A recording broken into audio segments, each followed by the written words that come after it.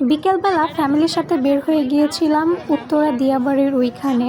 তো ওইখানে যেয়ে দেখি মোশাররফ করিমের একটা নাটকের শুটিং হচ্ছে, যেহেতু পুরাই সারপ্রাইজ।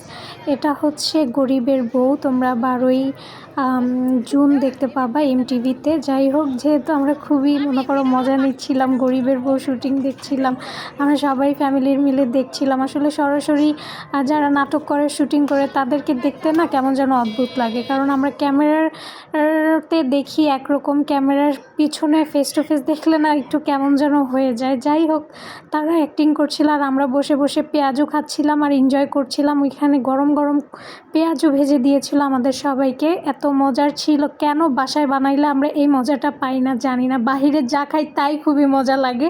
এটা কি আমার মতো তোমাদেরও হয় কি না বইলো। এই পেঁয়াজুটা যদি আমি বাসায় বানাতাম, আমি একটার বেশি খেতেই পারতাম না, কিন্তু ওইখানে আমি 1 প্লেট পেঁয়াজু খেয়ে ফেলেছি। তো এই নাটকের শুটিং দেখতে দেখতে বাসায় চলে